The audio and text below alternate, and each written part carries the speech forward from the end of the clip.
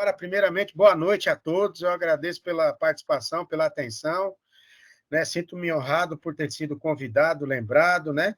Tanto pelo meu amigo Ézio, professor responsável pela Liga, ó, o Ricardinho chegou aí, a Letícia, a Gabriela, que são da diretoria da Liga de Farmacologia do curso de Medicina da Unisa, liga pela qual eu tenho um imenso carinho e respeito. Então, sem mais delongas, vamos começar. Assunto top. Hoje é um dos mais discutidos no mundo. Estados Unidos, Europa, América Latina, Brasil bastante, mas Europa, Estados Unidos é um assunto que domina, porque dentro dos assuntos relacionados à cirurgia cardíaca, esse é um dos mais importantes, não só pela incidência, quanto pela prevalência, mas pelas consequências.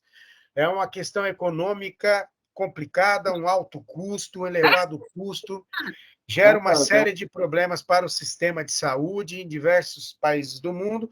Então, vamos discutir manejo farmacológico do choque vasoplégico ou da síndrome vasoplégica ou ainda da vasoplegia, que é um choque distributivo, né?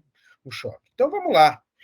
Para a gente começar, a gente precisa entender o seguinte: boa parte dos pacientes precisam ser submetidos a procedimentos cirúrgicos cardíacos invasivos. É porque a gente tem os pouco invasivos, né? Quando a gente fala de um cateterismo, e a gente tem a cirurgia cardíaca clássica, que é a mais invasiva.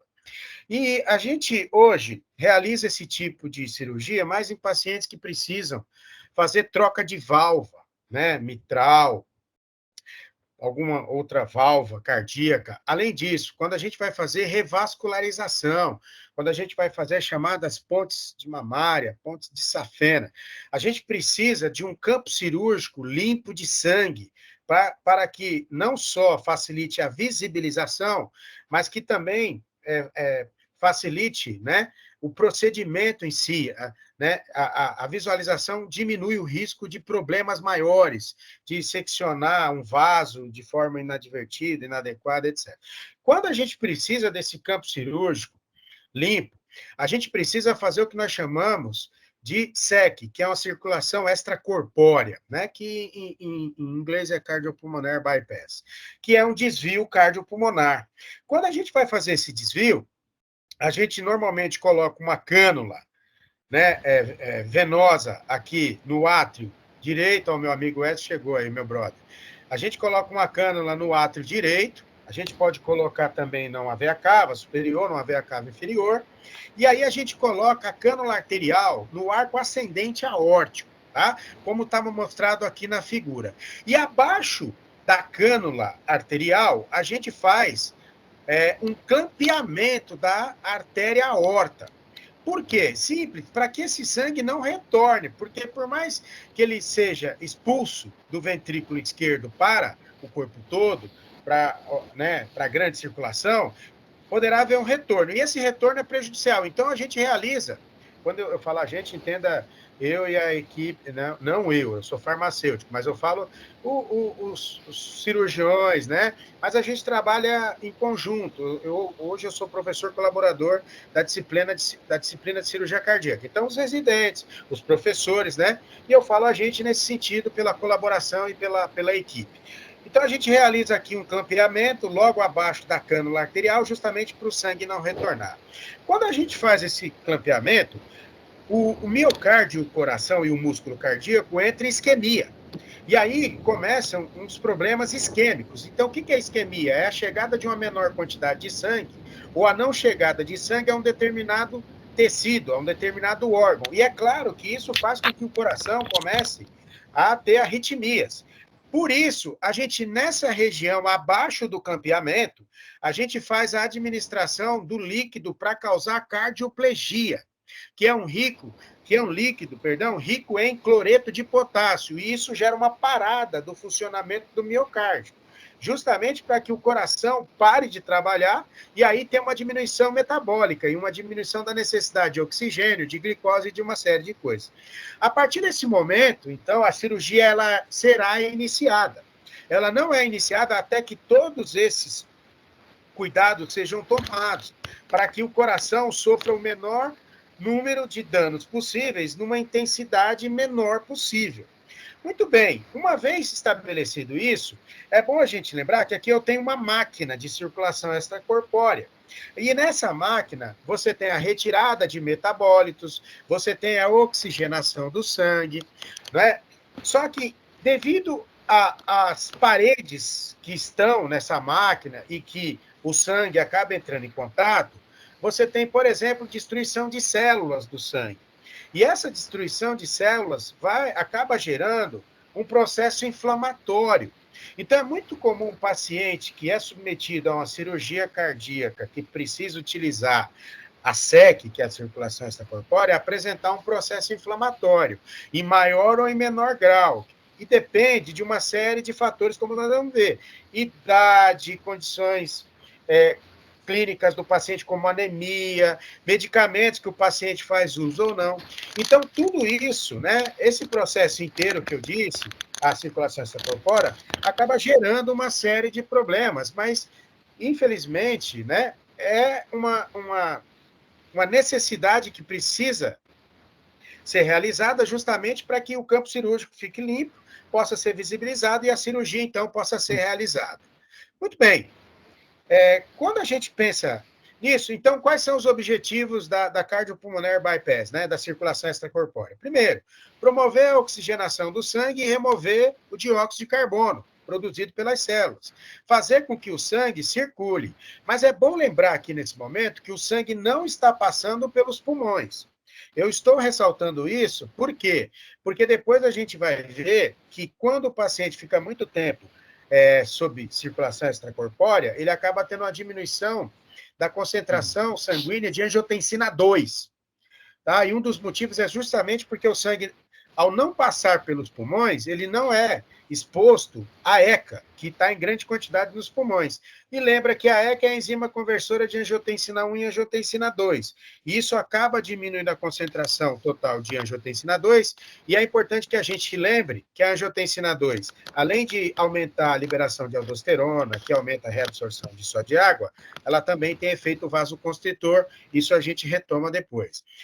A circulação extracorpórea ela tem um papel importante também. Ela pode promover uma diminuição da temperatura do paciente. Geralmente, quando os nossos pacientes lá do hospital são submetidos a uma cirurgia para revascularização, troca de válvula, é muito comum a gente reduzir a temperatura para algo em torno de 28 a 32 graus, porque isso diminui a demanda metabólica, e isso diminui sequelas que o paciente pode apresentar no período pós-operatório. Além disso, também serve para reaquecer o paciente, claro. Depois que a cirurgia termina, a gente precisa aumentar a temperatura do paciente. Além disso, também, né, a gente tem ali, como eu disse, um campo cirúrgico isento de sangue e que facilita não só a visibilização, como a realização dos procedimentos da técnica operatória em questão. Muito bem. Então, a gente tem aqui a síndrome vasoplégica, ou vasoplégico choque, ou vasoplegia. Primeira coisa, né? O que é um choque, sob o ponto de vista cardiovascular? Eu não estou falando aqui de choque elétrico, etc. Choque é uma condição onde há o comprometimento do funcionamento do sistema cardiovascular. Isso tende a fazer com que ocorra uma hipoperfusão tecidual, ou seja, diversos órgãos, ou alguns órgãos começam a receber uma quantidade menor de sangue, e por receberem uma menor quantidade de sangue, eles acabam recebendo também uma menor quantidade de gás oxigênio e nutrientes. E isso, se perdurar, pode fazer com que ocorra uma falência múltipla de órgãos. E isso é um baita problema. Hoje, os dados de incidência, eles variam de 5% a 44%. Isso vai depender de uma série de fatores que estão relacionados ao paciente, estão relacionados ao procedimento, à equipe cirúrgica, à experiência, etc. Mas quando a gente vai avaliar, né, há uma diferença. Em geral, a síndrome vasoplégica ela tende a aparecer mais em pacientes submetidos à circulação extracorpórea. E lembrando que a síndrome vasoplégica trata-se de um choque distributivo, ou seja, há um problema cardiovascular que está relacionado à distribuição. Quando a gente vai avaliar, né, o período em que isso acontece, normalmente é até 24 horas depois do término da cirurgia cardíaca. E aí, alguns parâmetros são importantes para a gente chegar, né, ao diagnóstico de choque vasoplégico ou síndrome vasoplégica ou vasoplegia. Primeiro, a pressão arterial média está abaixo de 65 milímetros de mercúrio, mesmo a gente administrando fluidos, tá? Soro, fisiológico, plasma light, etc. A resistência vascular está baixa, ela cai bastante. E é importante aqui a gente relembrar um conceito importante, que a pressão arterial é o produto do débito cardíaco e da resistência vascular sistêmica. Lembrando que o débito cardíaco é determinado pela frequência cardíaca e o volume sistólico. E a resistência vascular é extremamente importante para manter os níveis pressóricos adequados. Quando essa resistência cai bastante, a gente tem uma queda da resistência vascular e, por consequência, da pressão arterial. Então, em muitos casos, isso não é sempre, porque em alguns momentos você pode ter o paciente com síndrome vasoplégica sem apresentar hipotensão, mas em outros momentos, o paciente com síndrome vasoplégica ou choque, ele também pode apresentar hipotensão. Além disso, nesse paciente com síndrome vasoplégica, a gente tem um índice cardíaco muito baixo. E o que é índice cardíaco? É o débito cardíaco dividido pela área corpórea, abaixo de 2,2 litros, né, por minuto, por metro quadrado. Então, o débito cardíaco está baixo. Então, veja, a pressão arterial média caiu, esse paciente está com resistência vascular diminuída, isso quer dizer que há uma vasodilatação sistêmica, e o índice cardíaco, que é o débito cardíaco dividido pela área corpórea, está abaixo. Esse paciente está com hipoperfusão. E se essa hipoperfusão ela perdurar por muito tempo, a gente começa a ter falência de órgãos de forma sucessiva. Então, a gente precisa fazer com que esses parâmetros eles sejam normalizados ou então cheguem próximo dos valores normais, caso contrário, esse paciente tem um prognóstico muito ruim e péssimo, na verdade. Dê uma olhada aqui, que aqui a gente tem os principais fatores que acabam, né, que são considerados para predispor o paciente a ter a síndrome vasoplégica. Alguns mais importantes estão elencados aqui. Então, primeiro, uma idade mais avançada. O paciente com idade mais avançada tem o maior risco de apresentar síndrome vasoplégica. Oi. Agora foi. Não, agora foi. É que não tinha mudado o slide, agora mudou. Ok. Anemia, claro. Por quê? Porque a anemia está relacionada a uma diminuição do número de hemácias funcionais. Então, isso já prejudica a oxigenação dos tecidos. Uma baixa fração de ejeção do ventrículo esquerdo. Obviamente, que lembra que o ventrículo esquerdo é o que ejeta sangue para o corpo todo. Se o paciente apresenta algum tipo de falência renal, né, antes ou próximo da cirurgia, ou até durante a cirurgia, se ele faz uso de alguns diuréticos, se, por exemplo, ele faz uso de alguns fármacos que acabam sendo simpatolíticos, tá? Que diminuem a força de contração cardíaca, se ele faz uso de inibidores da ECA. Lembra que os inibidores da ECA, ao inibirem a ECA, diminui a conversão de angiotensina 1 e 2, diminui a liberação de aldosterona pelas suprarrenais e diminui vasoconstrição. Ambos os processos mediados por receptores AT1. Então, isso pode aumentar. É controverso, mas alguns estudos já relacionam isso. Outra classe de antihipertensivo que pode também ser considerado um fator de risco são os bloqueadores dos receptores de angiotensina 2. Quem são? Losartana, valsartana ou meusartana. Tá? Esses fármacos também podem aumentar o risco de ocorrência. Uma coisa importante, o tempo de duração da cirurgia e, por consequência, o tempo de duração da SEC. Quanto maior for o tempo de utilização da circulação extracorpórea, maiores são os riscos do paciente apresentar síndrome vasoplégica. Se por acaso a gente tem que refazer a cirurgia do paciente, se ele já fez e tem que ser refeita uma cirurgia, aumenta o risco. Outra coisa, se a gente vai fazer uma cirurgia combinada, como assim? A gente vai fazer uma troca de válvula e junto com a troca de válvula a gente vai fazer uma revascularização. E aí a gente normalmente usa mamária e safena. Se esse paciente ele tem algum dispositivo que auxilia na atividade do ventrículo direito, se ele tem algum dispositivo, isso também aumenta.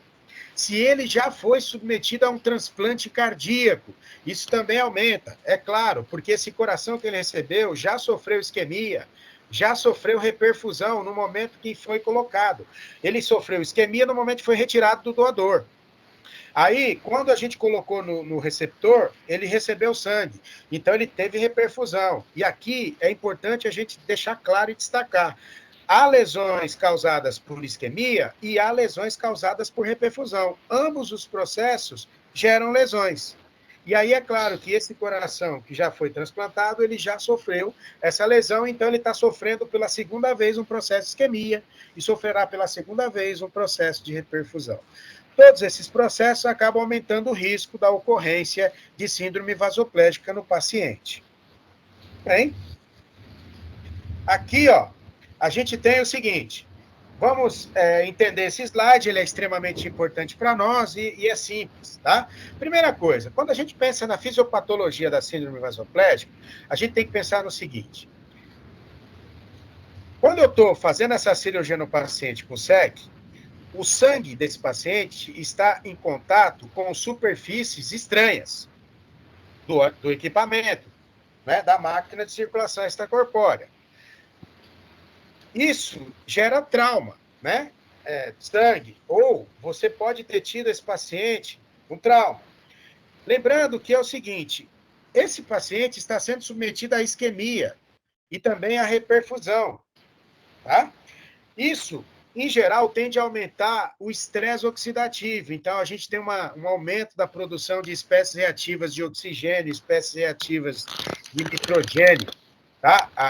E enzimas aqui são importantes para a gente controlar depois. A gente pode ter liberação de endotoxinas pelo intestino, que isso acontece muito. Aliás, é um dos motivos que toda vez que o paciente é submetido a qualquer cirurgia intestinal com isquemia e reperfusão, ele pode ter problemas cardíacos.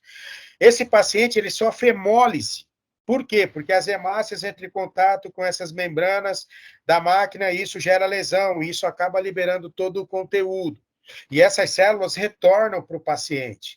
E isso pode fazer com que ocorra uma cascata inflamatória, de tal maneira que há um aumento substancial da produção de citocinas inflamatórias, entre elas interleucina 1, 6 e TNF-alfa. Tá? Essas são citocinas importantíssimas. E por que elas são importantíssimas?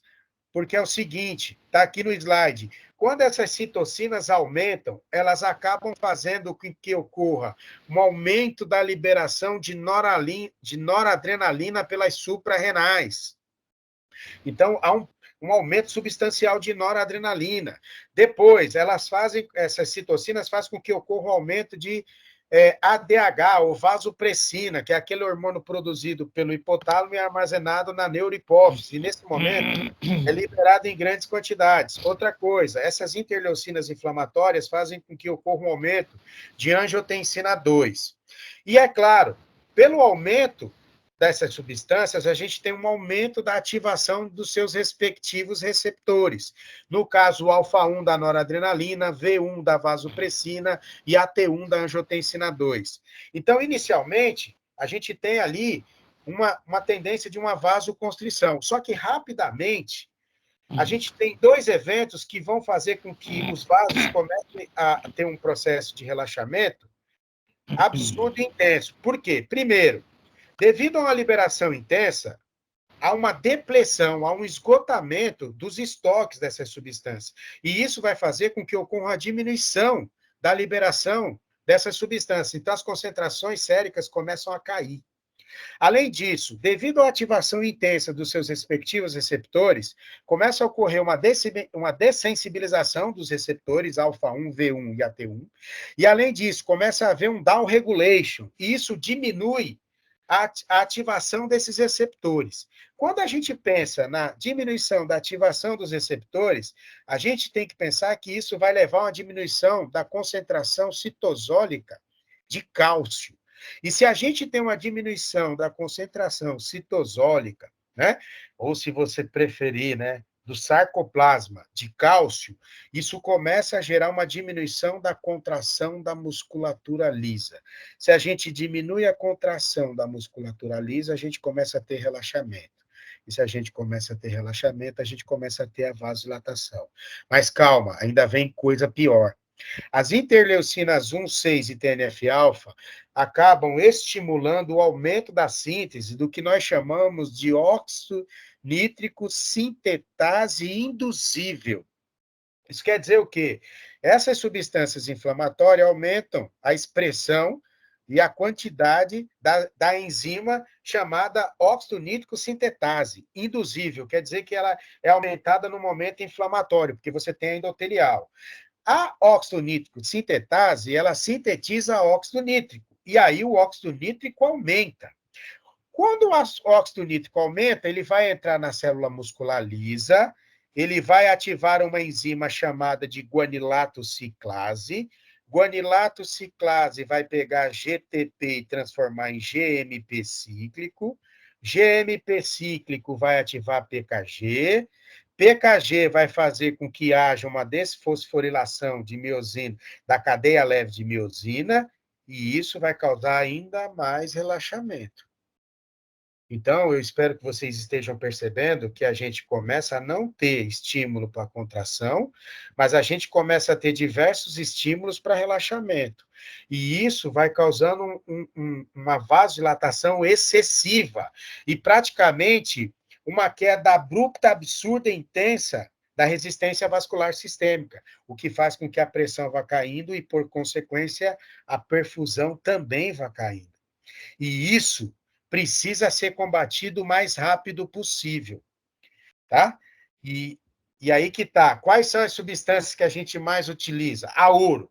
Se alguém chegar para você e for falar, não, síndrome vasoplégica e tal, noradrenalina é a que a gente usa. Essa daí tem que ser usada a noradrenalina, etc, etc, etc.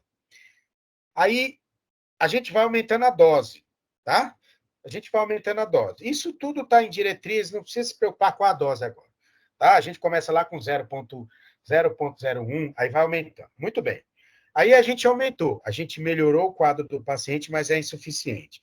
Aí a gente começa a fazer as associações. Noradrenalina mais vasopressina. Tá? Aqui no Brasil, a gente não tem disponível angiotensina 2. Lá fora tem. Aí, em alguns, né? Eles usam angiotensina 2. Aí, legal. Fizemos isso, mas ainda não deu. Aí a gente pode associar noradrenalina com azul de metileno. É aquele azul de metileno mesmo que você já ouviu falar e acha que é um mero corante. Não, a gente usa também. Tá? Nós vamos discutir um pouco mais, mas eu já estou tentando fazer aqui o background farmacológico para você. Aí, o que acontece? A gente tem aqui terapias adjuvantes, que a gente vai colocar conforme o quadro do paciente se intensifica, piora e a gente não consegue reverter com noradrenalina, com vasopressina e em países que tem angiotensina 2 e azul de metileno. Aí a gente coloca alguns incrementos. Um deles, vitamina C. Então a gente usa a vitamina C nesse paciente. Professor, qual é o objetivo de usarmos a vitamina C? Aumentar a produção e a secreção de catecolaminas. A vitamina C é importante para a produção e secreção de catecolaminas. Só que tem um problema aí. Altas doses de vitamina C predispõem o paciente a ter nefroletíase. O que é isso? Cálculo renal. E se o paciente tem cálculo renal, pior ainda. Então, quando a gente costuma administrar a vitamina C do paciente, a gente já administra tiamina, B1. Porque a tiamina tende a diminuir o risco de formar cálculos renais. E por que a vitamina C aumenta o risco da formação de cálculos renais? Porque o ácido ascórbico, que é a vitamina C, é transformado em ácido oxálico. E o ácido oxálico é a principal substância envolvida em torno de aproximadamente 90% dos cálculos renais. Qual é um outro adjuvante importante? Vitamina B12, a hidroxicobalamina. A hidroxicobalamina ela tem um efeito inibitório sobre a via do óxido nítrico, então a gente pode usar. Por que eu estou te falando isso? Para você entender, se você gostar de cardiologia, decidir fazer residência em cardiologia, cirurgia cardíaca, hemodinâmica, essas informações elas são importantes, tá? Então, eu quero que você guarde bem essa imagem, porque esse slide aqui é extremamente importante para você entender. E assim... Não está vendo, viu, professor? Oi? A gente não está vendo esse slide, a gente está no slide da predisposition factors. Sério? Sério. Ué, porque aqui passou. Vê se passou aí agora. Ó, para mim está passando aqui. Ó. Não. A gente está aqui em predisposition factors.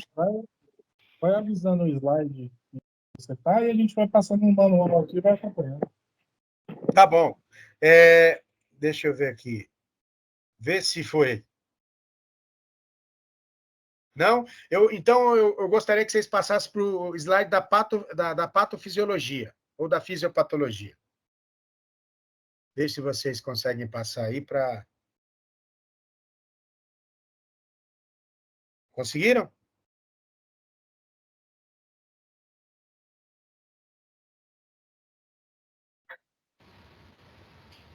Não, ainda não.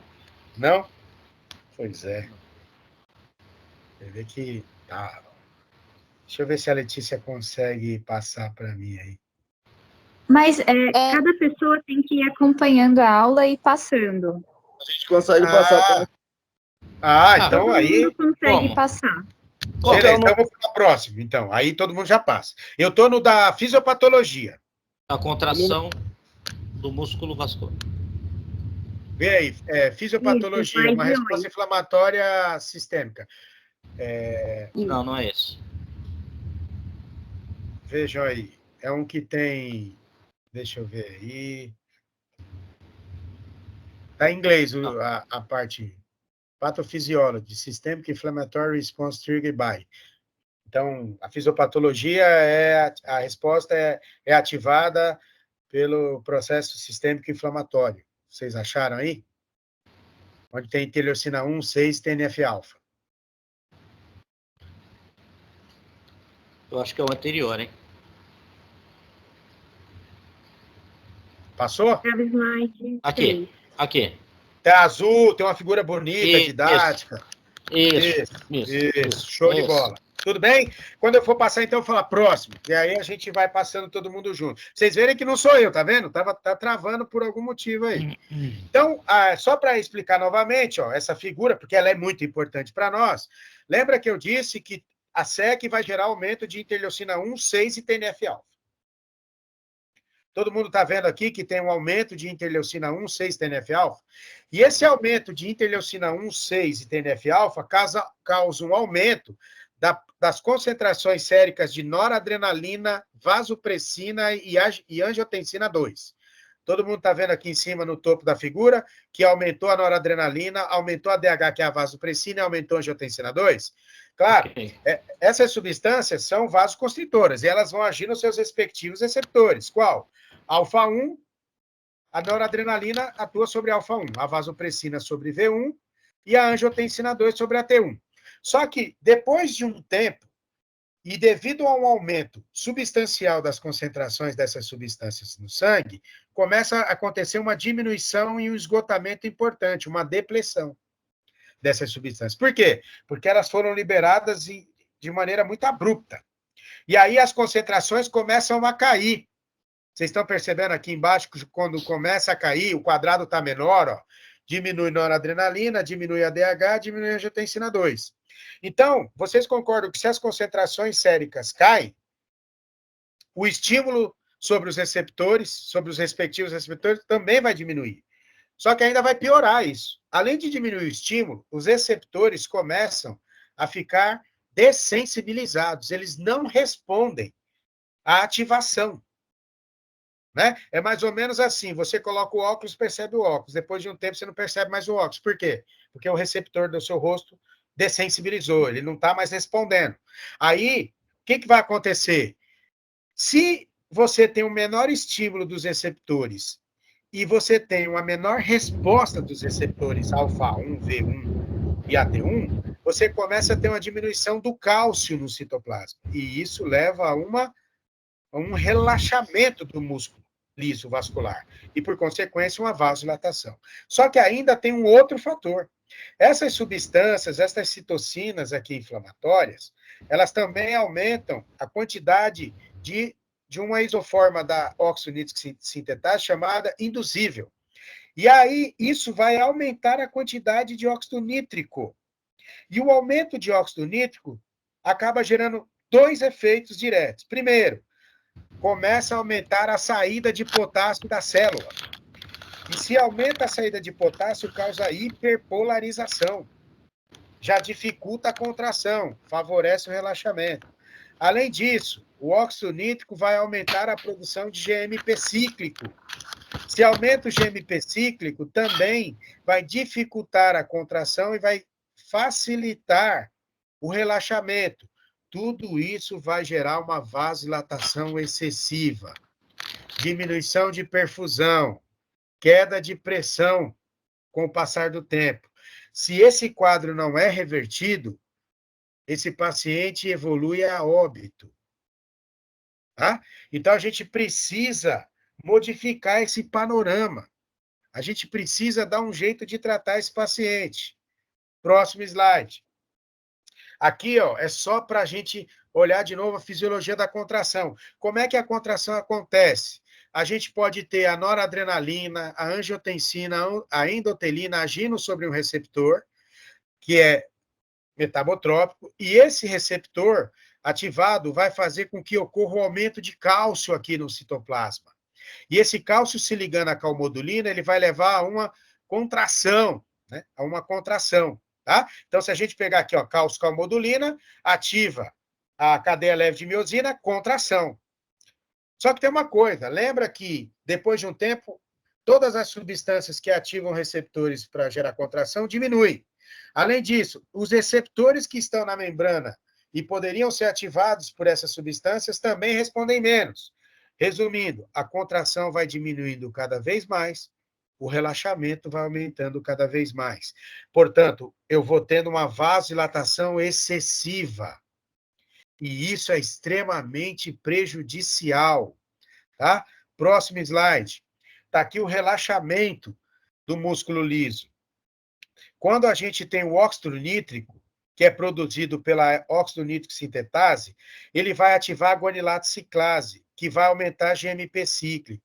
E isso vai inibir a contração, vai facilitar o relaxamento.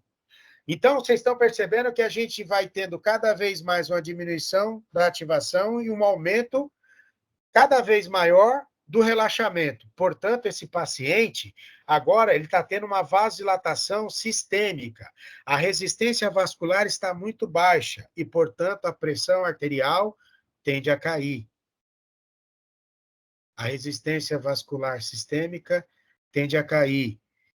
E aí ele começa a ter hipoperfusão em órgãos importantes. Próximo slide, por favor. E aí, claro, qual é o resultado? A gente começa a ter uma disfunção de vários órgãos. Um dos primeiros órgãos que começam a ter problemas por causa dessa hipoperfusão, dessa isquemia, são os rins. Ele começa a ter uma injúria renal. Ele começa a ter injúria hepática. Ele começa a ter falência respiratória. Por quê? Porque, lembra, você tem receptores beta lá nos pulmões. Se esses receptores não respondem, isso começa a complicar. Outra coisa, a gente precisa colocar o paciente em ventilação mecânica, a gente precisa entubar o paciente aumentar o risco de infecções. Esse paciente pode começar a ter sangramentos, porque lembra, se ele tem problema renal e hepático, ele vai começar a apresentar problemas para produzir fatores relacionados à coagulação sanguínea, porque o fígado é um dos principais órgãos envolvidos na produção de fatores de coagulação. Se ele tem um problema hepático, ele começa a ter distúrbios de coagulação, ele tem sangramentos. E é claro que tudo isso vai fazer com que ele tenha o quê? Um aumento do risco de morte, né? E, infelizmente, é o que acontece muito. Além do risco de infecção respiratória, etc, etc. Prognóstico ruim. Então, próximo slide aqui. Por isso, a gente precisa fazer um manejo farmacológico, né, desse paciente, dessa condição, para que a gente evite um colapso cardiovascular total. E aí, como eu disse, a gente tem as principais substâncias que são consideradas padrão ouro, e que a gente começa a utilizá-las e depois a gente vai aumentando a dose, e aí, quando necessário, a gente vai associando. A substância, o fármaco mais indicado, mais usado, noradrenalina. Por que noradrenalina e não adrenalina? É simples. Noradrenalina tem uma afinidade maior por receptores alfa, quando comparados a beta. Isso é importante? Claro. Os receptores relacionados à resistência vascular são alfa, não são beta. Aliás, ativar beta é ruim, porque receptores beta nos vasos causam vasodilatação. Vasodilatação. Então, entenda, é uma condição diferente da parada cardíaca, onde o mais indicado é a adrenalina. Aqui não, o mais indicado é a noradrenalina. Aí a gente aumenta a dose. Opa, não resolveu, vamos ter que associar. Qual é o fármaco mais indicado e adequado para associar? Vasopressina. Vasopressina. Então a gente associa noradrenalina com vasopressina. Tá, mas ainda está refratário. Ainda não está respondendo. Não estamos tendo o efeito que a gente gostaria. Vamos acrescentar o azul de metileno. O azul de metileno a gente pode acrescentar. A gente pode ali usar uma dose de 1 a 2 miligramas por quilograma do paciente, mas como eu disse, a dose deixa para lá. Tá, melhoramos, mas ainda não chegamos ao resultado que esperávamos. Aí a gente tem os chamados adjuvantes. Quais são os adjuvantes que a gente utiliza hoje? A hidroxicobalamina, que é a vitamina B12, porque inibe a via do óxido nítrico. A gente tem a vitamina C. Qual é a explicação? A vitamina C aumenta a produção e a secreção de catecolaminas. Tiamina. Por que a gente usa tiamina, professor? Para diminuir o risco de formação de cálculo renal devido à administração de ácido ascórbico, que vai virar ácido oxálico. Tá. E aí, professor? E aí a gente tem aí um problema difícil de resolver. Mas a gente ainda tem opção? Tem. A gente pode usar hidrocortisona. Por que a hidrocortisona? Porque é um glicocorticoide. Glicocorticoides são anti-inflamatórios esteroidais. Aumentam a síntese de anexina 1, que inibe a fosfolipase A2. Com isso, a gente tende a diminuir a produção de interleucina 1, interleucina 6 e fator de necrose tumoral. A gente tende a ajudar no processo. Isso é padrão ouro?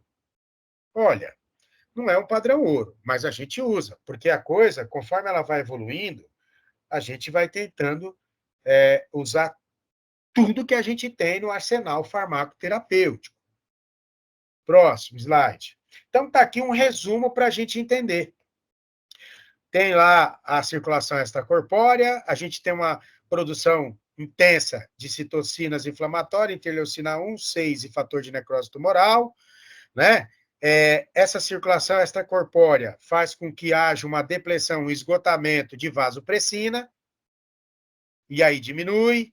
Além disso, essas citocinas inflamatórias fazem com que aumente a quantidade, a expressão de óxido nítrico sintetase, que vai produzir uma grande quantidade de óxido nítrico, e esse óxido nítrico vai causar vasodilatação. A gente tem uma diminuição importante da produção e da secreção de catecolaminas, como a noradrenalina. Além disso, a gente tem diminuição importante da angiotensina 2. Por quê? Porque lembra que o sangue não está passando pelos pulmões.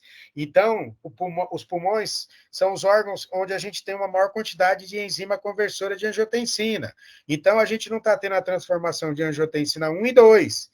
Então, a angiotensina começa a cair. Lembra que ela é vasoconstritora. Se diminui vasoconstrição e, por outro lado, aumenta a vasodilatação.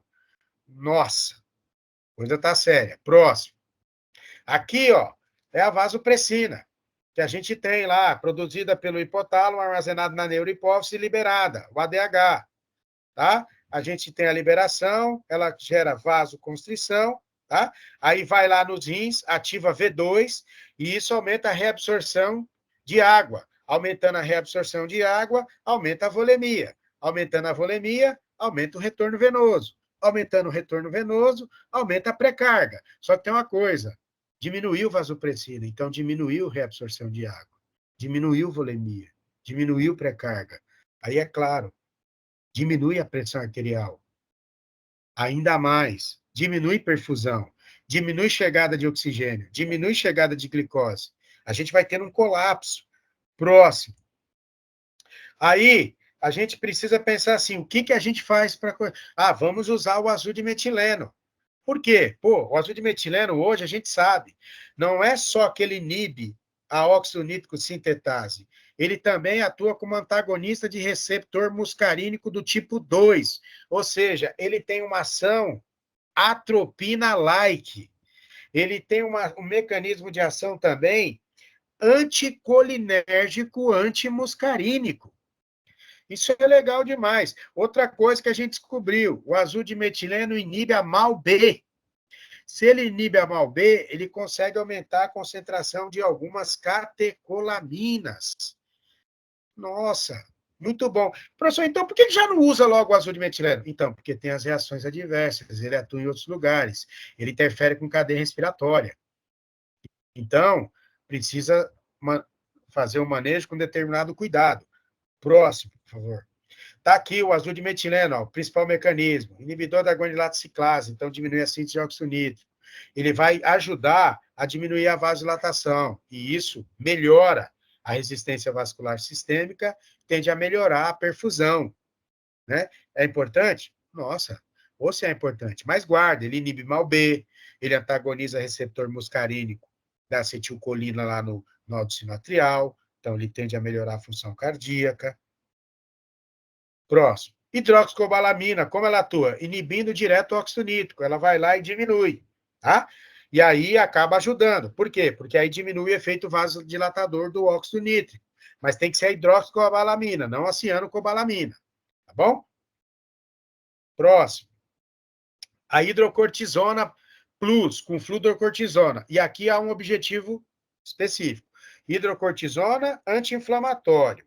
Vai atuar lá, vai aumentar a síntese de anexina 1, que vai inibir fosfolipase A2, vai diminuir a transformação de fosfolipídios em membrana em ácido araquidônico, e aí vai diminuir a síntese de prostaglandinas inflamatórias, etc. E a fluorocortisona, professor? Lembra, fluorocortisona a gente não usa para ter efeito anti-inflamatório.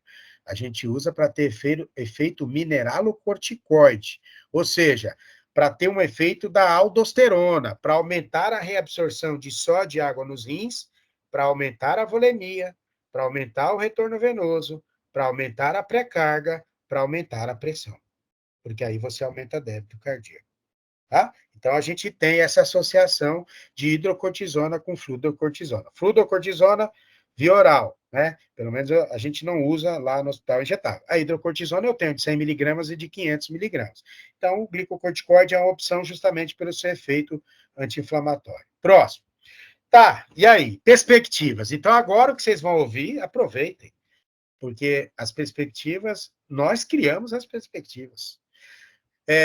Estudos mostram que o omeprazol e alguns outros inibidores da bomba de prótons, eles são capazes de ter um efeito anti-inflamatório, por exemplo, em modelo animal de sepse.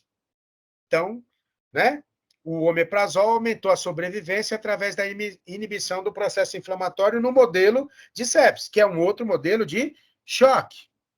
Oh, legal. Então, lemos isso, né? Aí a gente leu outros artigos, dentre eles isso aqui. Olha, inesperado efeito da bomba de prótons. Né? Eles acabam elevando o risco cardiovascular devido ao aumento do que nós chamamos de dimetilarginina assimétrica. Deixa eu explicar para você. Conforme se usa omeprazol, pantoprazol, esomeprazol, a gente tem aumento de uma substância chamada ADMA, que é a dimetilarginina assimétrica. E essa substância inibe óxido nítrico sintetase e, portanto, diminui a produção de óxido nítrico. Vocês vão concordar comigo que se a gente estiver falando de um paciente como nós aqui, né? Estamos tranquilos. Isso é ruim, porque diminuir a produção de óxido nítrico diminui a nossa vasodilatação. E isso, para nós, aumentaria o risco de uma síndrome coronária ou de um infarto. Só que você há de convir que no paciente com síndrome vasoplégica, isso seria benéfico, já que eu estou inibindo a síntese de óxido nítrico e o óxido nítrico é uma das principais substâncias envolvidas na fisiopatologia da síndrome vasoplégica. Inibir a óxido nítrico sintetase seria algo favorável para nós. Bom, lendo esses artigos, né, pensei com os meus alunos e falei, olha, a gente podia tentar e ver qual é o efeito que a gente tem do azul de metileno no nosso modelo de isquemia e reperfusão intestinal, e qual é os efeitos que a gente também vai obter se a gente usar omeprazol injetável, já que ambos inibem a síntese de óxido nítrico, a gente podia testar para ver se os efeitos são parecidos no modelo de isquemia e reperfusão, porque se eles forem parecidos, a gente pode até propor, né, quem sabe o uso de um inibidor da bomba de prótons injetável, como o omeprazol e pantoprazol, para, de repente, a gente tentar prevenir ou diminuir a intensidade da síndrome vasoplégica no paciente submetido à cirurgia cardíaca com SEC. Aí falamos, a gente pode ver, né? Ninguém pensou nisso até hoje, vamos lá, próximo. Aí nós escrevemos um artigo intitulado Os efeitos cardiotóxicos produzidos pelo omeprazol e pelo azul de metileno no modelo animal de isquemia e reperfusão e potenciais implicações para a estratégia farmacológica da síndrome vasoplégica. Por quê? Aqui nós pegamos os animais, colocamos administramos omeprazol, o azul de metileno injetável, e causamos isquemia. Agora, vamos pensar, se a gente causa isquemia e administra esses dois fármacos, o que a gente espera que aconteça nesse modelo animal? Se eu já estou causando isquemia e estou diminuindo a produção de óxido nítrico, o que vocês esperam que aconteça com arritmias e letalidade desses animais? Que aumente ou diminua? É uma pergunta. A gente está isquemiando, então não tá, já a gente bloqueou, né, garroteou a artéria coronária, e aí a gente deu um fármaco que diminui a produção de óxido nítrico. Nesse momento, diminuir a produção de óxido nítrico é ruim. Então, se o azul de metileno é usado por isso, então a gente pensou o seguinte, vamos usar e vamos ver se os resultados são parecidos. Se eles forem parecidos, como a literatura já diz que os mecanismos são próximos, de repente a gente pode até propor no futuro o uso de inibidor da bomba de prótons para evitar ou tratar um paciente com síndrome vasoplégica. Aí aqui tem o Erisvaldo, tem o professor Fernando Sabiatalo, que é o professor da medicina de urgência e emergência, tem meu aluno aqui de mestrado da cirurgia, tem o Gustavo Saad, que é ex-aluno da Unisa, tem o Rafael Arantes, que é ex-aluno da Unisa, formado, tem o Rafael Balsimelli e o Bruno Balsimelli, que ainda são estudantes, tem a Bianca, que é estudante, tem a Fernanda Sacato, que é da medicina da Uninove, tem o professor Lucas, o professor Jande, da Federal do Delta do Parnaíba, o professor Moched, né? Professor sênior da técnica operatória, professor Walter José Gomes, titular da cirurgia cardíaca, professor Cacheta, chefe do setor de hemodinâmica da Escola Paulista, professor Afonso, que é adjunto 4 da farmacologia, e tem eu, né? E aí a gente teve o artigo aceito. Próximo. Está aqui o artigo, está para ser publicado, eu mando para vocês depois. Nós, né, uma revista 4.7 é nível de extrato A2, isso quer dizer que é uma revista bem conceituada, né? E aqui estão os resultados. A gente pegou os animais, administrou omeprazol de metileno e causou a isquemia. Nós garroteamos a artéria coronária esquerda descendente anterior. Como vocês podem ver, 100% aqui dos animais tiveram arritmia ventricular, 100% bloqueio atrioventricular, 100% morreram. Professor, mas isso é ruim. Se o animal não está em síndrome vasoplégica, era o que a gente esperava, porque eu estou diminuindo a produção de óxido nítrico e ele já está tendo uma isquemia. Não é à toa que quando o paciente está com isquemia e chega ao pronto-socorro, o que a gente geralmente faz para ele? A gente dá alguma substância que aumenta a quantidade de óxido nítrico, para dilatar os vasos e diminuir a isquemia. E aí nós também decidimos dosar os marcadores de lesão. Não são, claro, iguais, mas ambos os tratamentos aumentaram o CKMB em relação ao controle. Ou seja, tiveram de novo efeito semelhante. É esperado, porque se já está tendo isquemia e eu ainda prejudico qualquer possibilidade da síntese de óxido nítrico, a lesão cardíaca, ela tende a aumentar mesmo, né? Tende a aumentar. Próximo. E aí, a gente já está com outros experimentos, com outros IBPs, em modelo animal, e já estamos aí escrevendo um projeto para que a gente possa fazer um trial em humanos, para que a gente possa propor, e quem sabe no futuro a gente consiga fazer com que os IBPs injetáveis ou por via oral comecem a ser utilizados tanto na prevenção quanto no tratamento da síndrome vasoplégica em pacientes submetidos à cirurgia cardíaca aberta e invasiva. Quem sabe, né? No futuro a gente conversa mais sobre isso, mas por enquanto é só isso. Muito obrigado pela atenção, pela participação. Me coloco à disposição no caso de dúvidas aí, se houver.